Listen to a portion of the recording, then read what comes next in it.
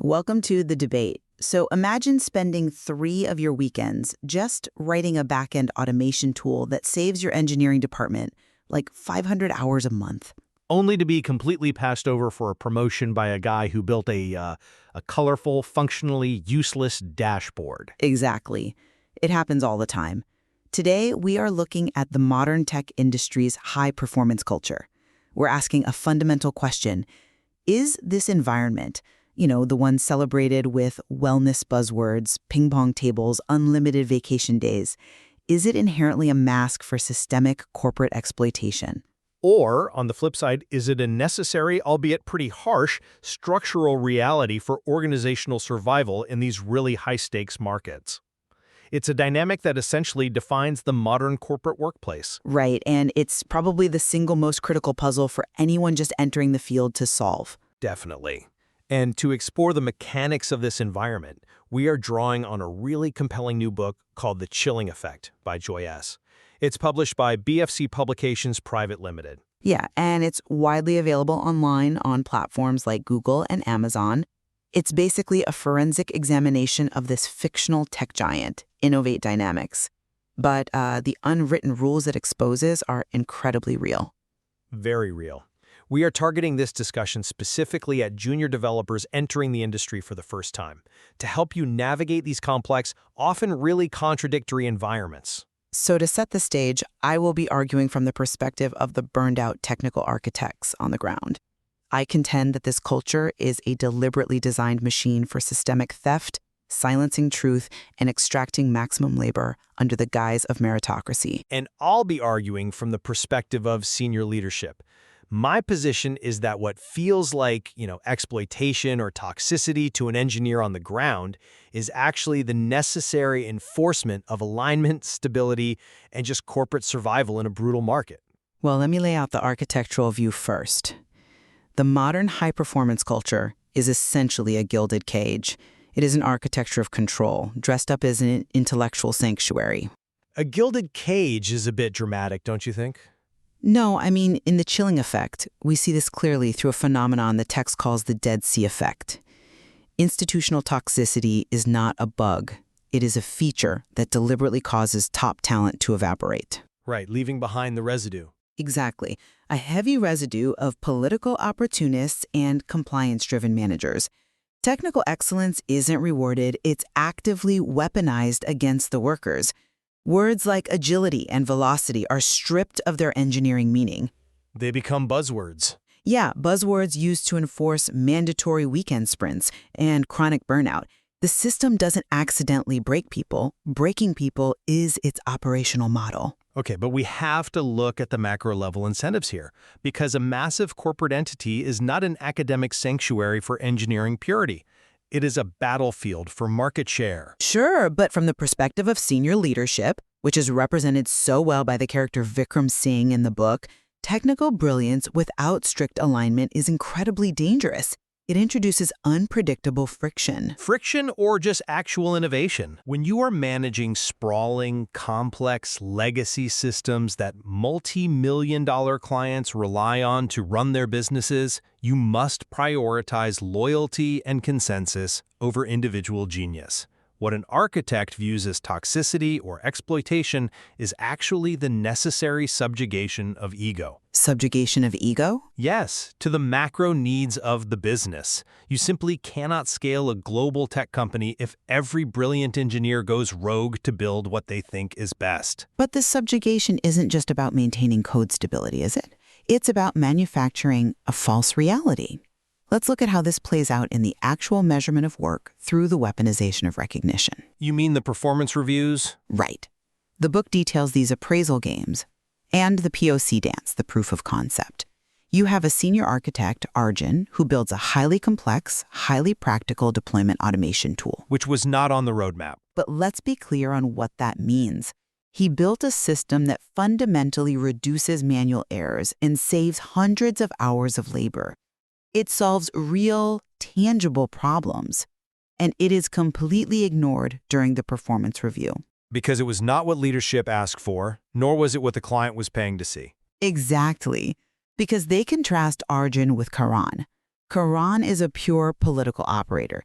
He builds a flashy, hollow synergy dashboard full of rainbow charts, pie graphs, smooth animations. Clients love dashboards. But it has no functional depth. It doesn't solve a single back-end problem, but he wins the innovation accolades.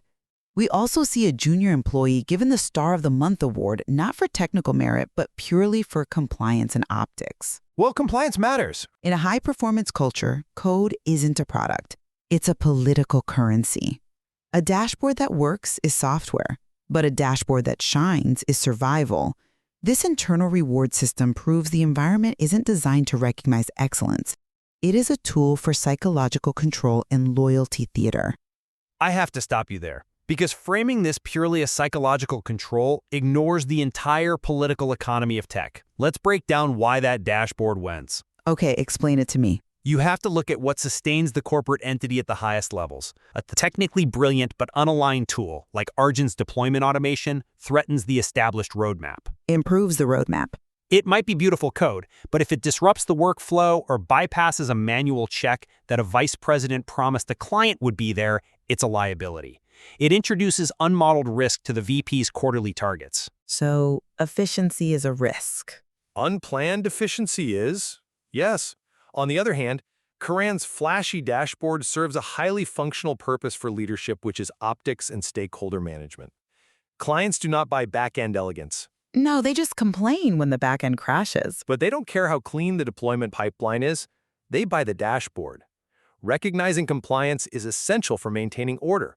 A predictable team that delivers exactly what was modeled is vastly more valuable to an executive than a team of unpredictable mavericks who just change the underlying architecture without permission. That makes sense in theory, if you're strictly managing risk, but look at the actual fallout. You're essentially overclocking a CPU without a cooling system. Meaning what exactly? You get a temporary spike in margin performance for the quarter because the dashboard looks great, but you inevitably fry the motherboard because the underlying architecture is rotting. And the way leadership enforces this optics-first culture is brutal. You're talking about Samir. Yes. Take the public hazing of Samir, a fresh junior developer. He's deliberately set up to fail by a senior colleague. He's given conflicting requirements, publicly humiliated in a stand-up meeting, and then put through an HR re-education process. It's harsh. I agree. Reality is entirely inverted, and he is framed as the liability. You cannot justify public hazing as a sociological tool for risk management. That is giving senior leadership way too much credit for what is just systemic bullying. I am not defending the cruelty of the act.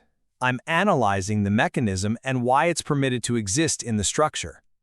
When a junior developer enters the industry, they are full of academic ideals. They want to write good code. They operate under the assumption that the best code wins. But in a massive corporate structure, the primary requirement for survival is understanding the chain of command. Samir's hazing, while brutal, serves to violently strip away his academic idealism and integrate him into the reality of the hierarchy. By breaking him. If leadership allows junior developers to bypass protocol just because their logic is sound, the entire system fractures. The HR re-education is an effective way of teaching new entrants that they must operate within the corporate narrative. Their technical output must align with the business's political needs. But this psychological subjugation isn't just about stroking executive egos or enforcing a chain of command.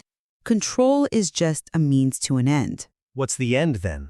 The real objective is material wealth, which brings us directly to the financial extraction at the heart of this culture. The material introduces a financial auditor, Anand, who uncovers what he calls phantom budgets. Ah, the budgets. This is where the mask of the ping-pong tables and wellness seminars truly slips. Critical funds meant for vital engineering resources, like server upgrades, security patches, basic software licenses, are systematically siphoned off. Reallocated, not siphoned. Siphoned, because where do they go? To lavish leadership offsites at luxury resorts, to charity galas that, upon closer inspection, are actually funneled into event management companies owned by HR's family members. Well, And the most egregious part? While this money is vanishing into executive perks, the engineers are forced to take a 15% shared sacrifice salary cut. They were facing economic headwinds. Leadership tells them they all need to tighten their belts to weather the economic storm, while executives are flying first class and staying in ocean view suites. If you're a junior dev listening right now, you might think, well, if my code is flawless, none of this matters. It does matter, though. It matters because they are stealing the resources you need to write that code and then cutting your pay when the servers crash. This isn't market friction. This is undeniable proof of systemic exploitation. You are looking strictly at the micro ledger. You're looking at the company as if it were a purely technical apparatus. It is not. You have to look at the macro business perspective. Enlighten me. The survival of a subsidiary tech giant like Innovate Dynamics doesn't just depend on the speed of its servers. It depends heavily on power consolidation, client perception, and executive networking. By throwing lavish parties? What the engineers on the ground see as theft, the galas, the offsites, the terrace meetings, are the very mechanisms that secure multi-million-dollar B2B contracts. The CEO needs to project total invulnerability, an endless runway to the market. By financially starving the employees who actually build the product? By directing capital toward the highest leverage activities. Let's talk about that 15% salary cut. You have to understand the political pressure coming from above. From the parent company. Exactly. This company is a subsidiary of a massive offshore parent organization. The executives at Innovate Dynamics are given aggressive, non-negotiable margin targets. The cut, while undoubtedly brutal to the engineers, is a structural maneuver to satisfy the parent company's spreadsheet. So they punch down to save themselves? If the executive team fails to deliver those exact margins, the parent company doesn't just cut a few salaries, they might liquidate the entire division, thousands of jobs lost. The leadership is consolidating power and manipulating budgets to keep the corporate ship afloat in a very hostile ocean. But they're hollowing out the hull of the ship to build a nicer captain's quarters. It is a fundamentally unsustainable model. Which brings us to the ultimate consequence. You mean the turnover? The evaporation of the workforce. By financially starving the engineering floor and psychologically breaking the talent to force compliance, the company triggers the very collapse it claims to be preventing. Let's break down the mechanics of the Dead Sea effect as it's presented in the book, because it perfectly explains this decay. The argument being that the environment naturally repels top talent. Exactly. Think of a body of water. Your top-tier engineers, the ones who actually understand the cloud-native architecture, who write elegant code, who see the security vulnerabilities, they are the water.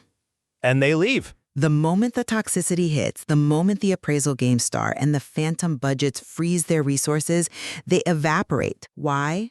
Because they can. They have recruiters in their inbox every single day. So who's left behind? The salt.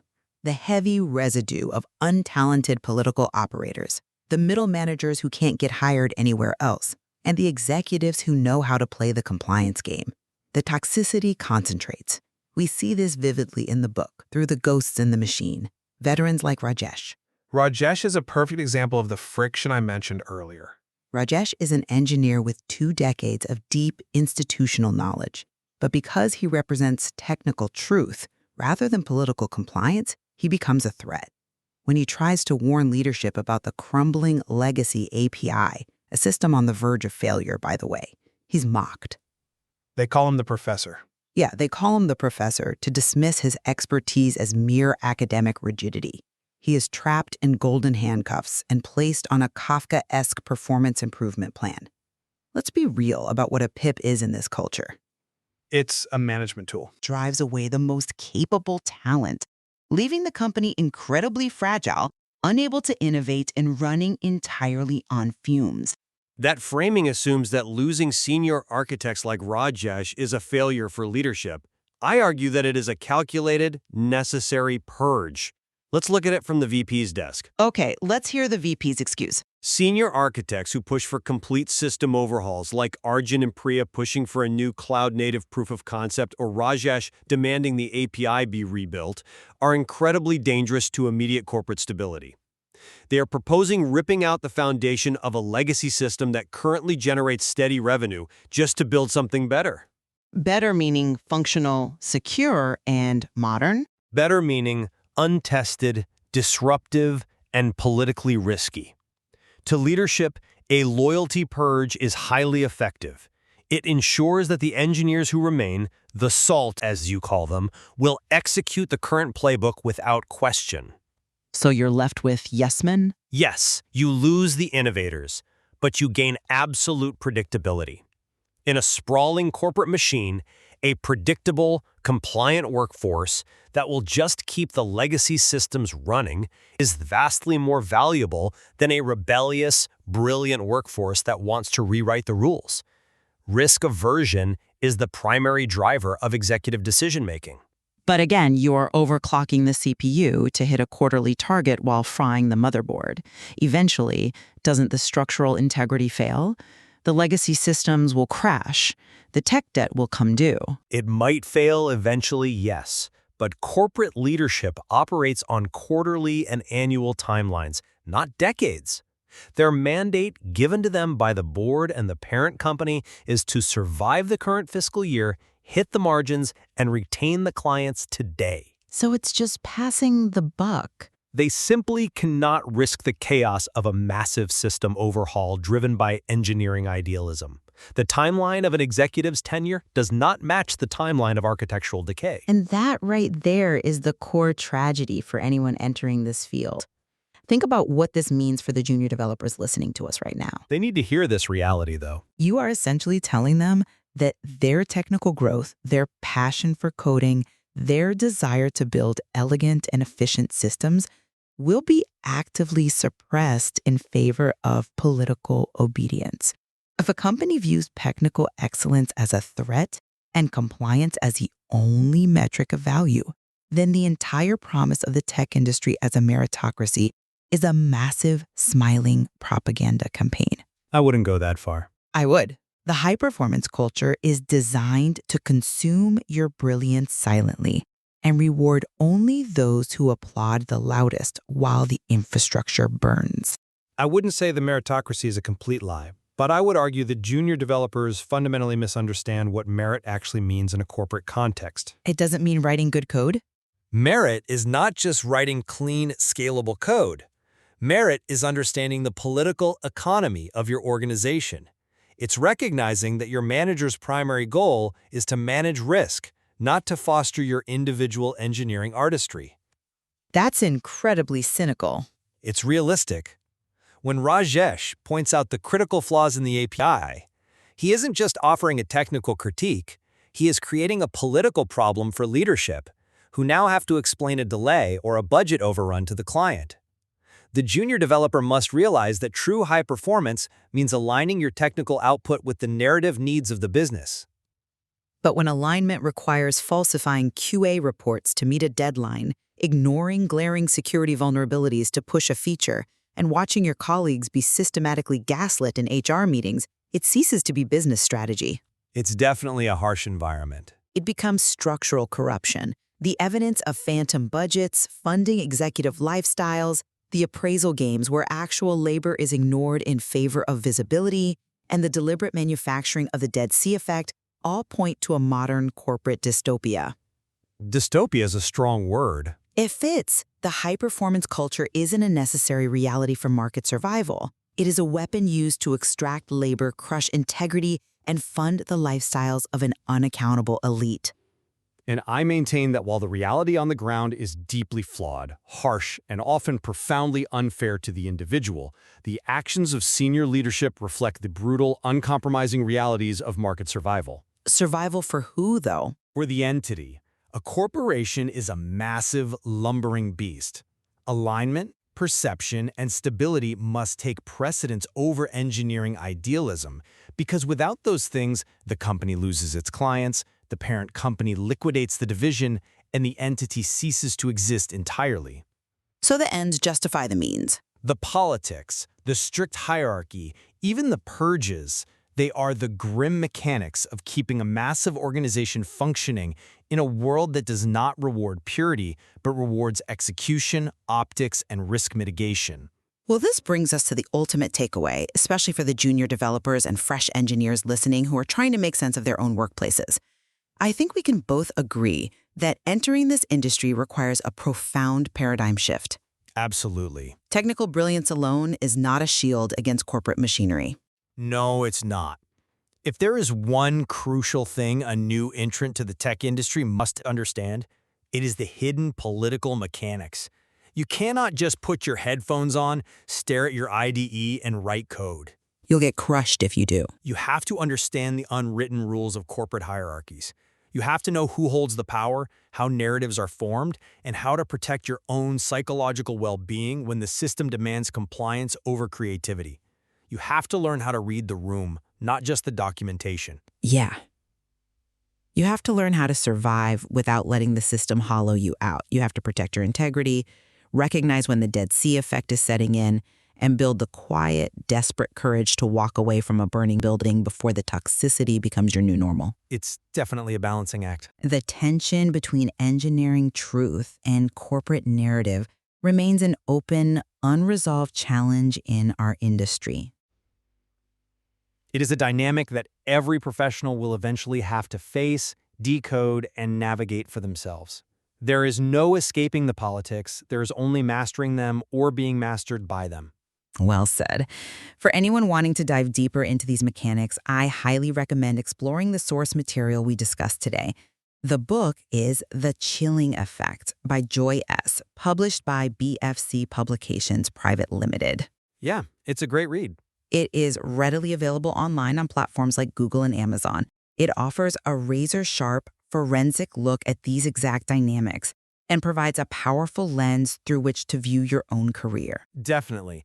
It allows you to draw your own conclusions about the modern workplace and the real price of high performance.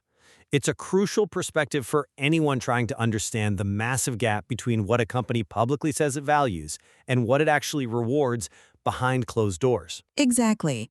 Because at the end of the day, you have to ask yourself, when you walk into that gleaming glass skyscraper, are you building the future? Or are you just another load-bearing pillar waiting to crack under the weight of someone else's quarterly bonus? Thank you for joining us on The Debate. We will see you next time.